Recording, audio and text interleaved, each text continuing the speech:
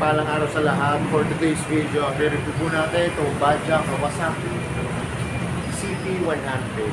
Pero pag hindi pa kayo nakasubscribe sa akin, please hit the notification bell para updated kayo sa aking mga videos.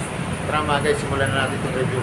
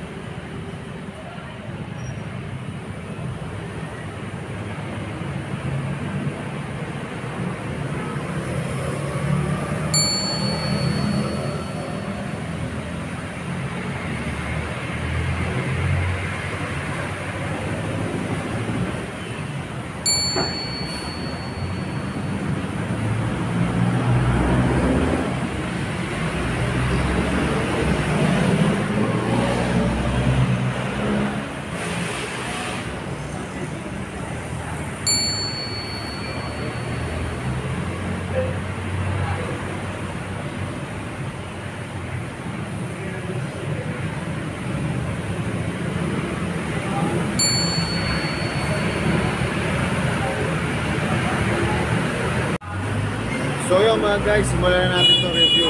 Ito pong CP, itong Badja po, Kawasaki po ito. Mga guys, tatlo po ito eh. Ang CC po nito, meron po siyang 100. Alam ko mga guys, meron po itong 125 saka 150. Pero ang re-review po natin ngayon, ito pong Badja 100 yan, CT100 po. So yun mga guys, simulan natin sa gulong. Kita yun mga guys, ang ganda ng spike dito. Tapos ang sukat naman po ng gulong nito ay 2.75 by 17 po mga guys. Drum brake po to. Mga guys, drum brake po. Ang kulay po ng kanyang front shock ay matte gray po. Pati yung kanyang drum brake, matte gray po. Tapos yung kanyang fender po mga guys ay glossy na black. Tapos pupunta naman tayo sa kanyang likod na gulong. Ang likod na gulong po nito mga guys, ang tatak po nito MVP Japan. Yan, MVP Japan din po ang tatak nito mga guys. Ay, MVP Star. Yan. Pero alam ko po, Japan din to mga guys. Tapos ang sukat po nito ay 3.00 by 17 po mga guys. Mga guys, ano po ito drum brake po. Yan, drum brake din po ang likod nito. Tapos napunta tayo sa kanyang muffler. Ang ganda mga guys sa kanyang muffler. Yan, malaki rin po. Tapos ito lang po yung kanyang heat guard. Kulay chrome po. Tapos napunta tayo sa kanyang kickstart. Yan mga guys, kulay chrome. Ang ganda po ng design mga guys.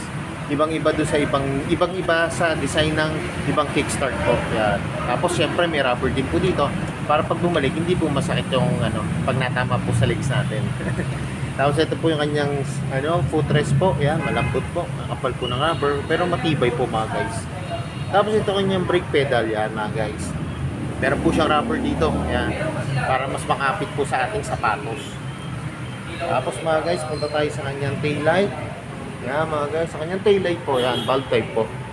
Tapos ito po yung kanyang signal light, yan. Matibay po mga guys, hindi po siya madaling mabali kahit doon natatabik siya. Tapos may reflector po, yan, para sa gabi, kita po tayo mga guys. Tapos may built-in na po siya mga guys, kabitan ng plaka. Yan, matibay po kasi bakal.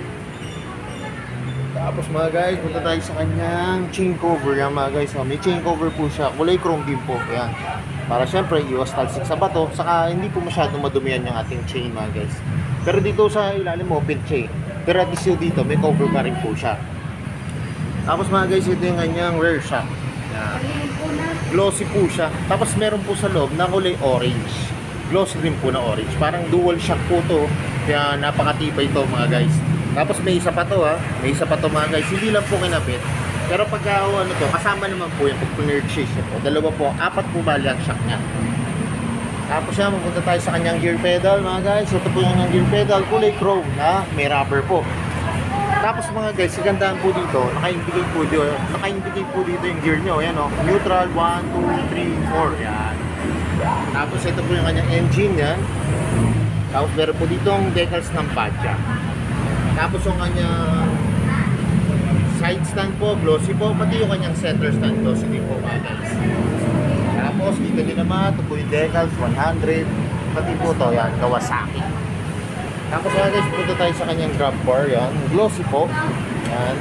Pwede rin ito mga guys, pwede rin nyo rin ito lagyan ng top box. Ayos din po itong lagyan ng top box.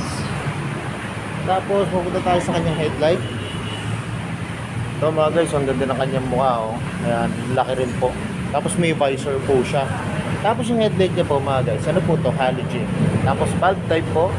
Ito po, signal light na po mga guys.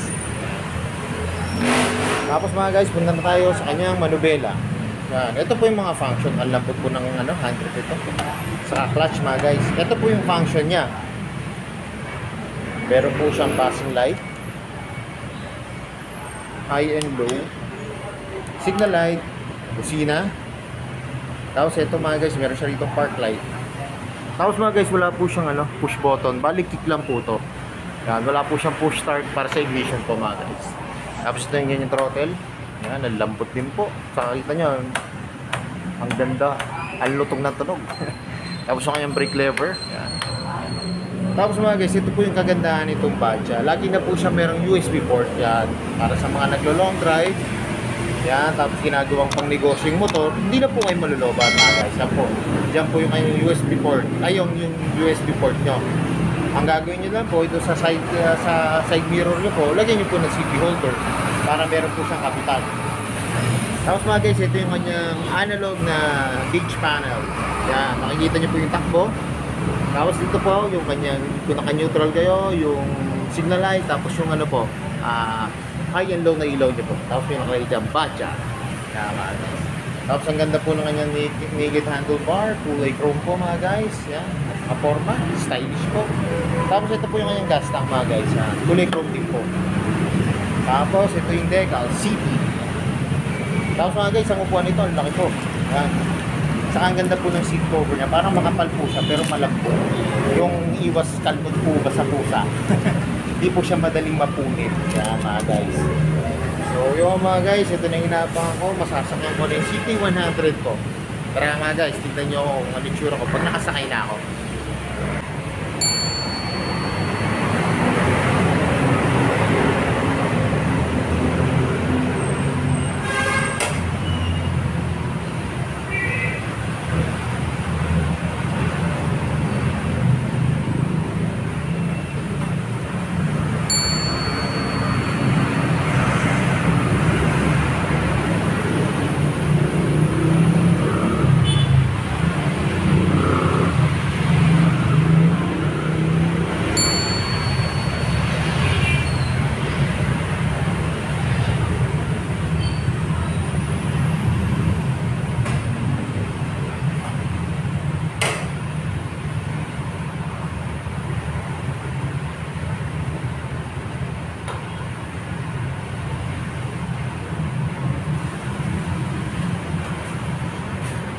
So yung mga guys, nakasakay na ako dito sa CT100. Yan.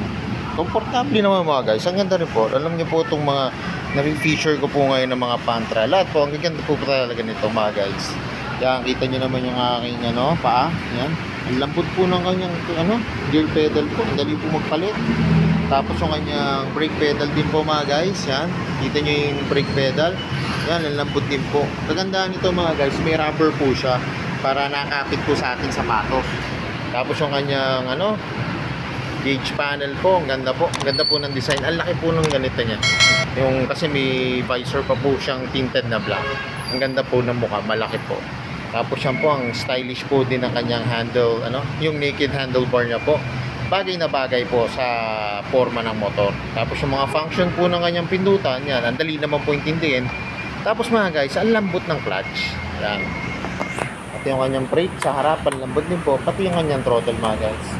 Tapos yung kanyang gas tank, napakaganda din po. Yan. Ganda rin po ng design. Saka hindi po masyado siyang bulky o malaki. Tapos yung upuan po mga guys, ang lambot din po. Kahit na yung, sabi ko nga po kanina, makapal po yung seat cover niya. Pero ang lambot mga guys. Tamang-tama to sa mga nag-aangkas po. Kahit yung angkas nyo, malalambutan din po sa upuan na to mga guys. Tapos yun nga po, yun po yung kanyang tapakan yan. Rubberized din po na makapal po. At least po, yung paa niya po, relax po. Yan. Kahit mag long drive po kayo. So yung mga guys, alam ko ito na yung inaabangan nyo. Magkano ba ngayon itong CT100 ng Baja? Tara mga guys, tingnan natin yung price. So yung mga guys, dito sa premium bikes, yan, ito po ang cash price niya, 56,200. Tapos ang down payment niya po ay 2,810 pesos. Ang kanyang 24 months o 2 years, 3,528 pesos. Pag kukunin niyo po siya ng 3 years, 2,710 pesos mga guys. Tapos may ano po ito, regular freebies and may mga rebate po ito. Are included for every purchase on installment basis mga guys. Kaya kung malapit lang din po kayo dito sa may Barangay Dila, yan, sa Tarosa, Laguna, pasyalan nyo na po mga guys. Kasi mas maganda makikita nyo yung unit ng actual po. Tapos mga guys, add ko lang, ang kulay nga po pala nito ay meron siyang red, black. Tapos yung ito po, na ano ko na review ko po na blue. Pero sa nagkakaiba lang naman po siya sa decals. Pero alam ko mga guys, yung red, parang red po yung ano niya. Yung glossy red po siya. Pero wala po kasing ano dito. Pero pag gusto niyo naman po yung gano'n stock, pwede po kayo magtanong dito mga guys. So, yun. So yun mga guys, hanggang dito na lang. Kung hindi pa kayo nasubscribe sa akin, i-hit the notification bell para updated kayo sa akin mga video. Shoutout nga po pala dito sa may premium bikes, may Barangay Dila. At nare-review ko po yung mga motor nyo. More sales to come. At yan, lagi sinasabi. Ingat po palagi. Ride safe always and God bless po. Pa-like and share na rin po ng aking mga videos. Bye-bye!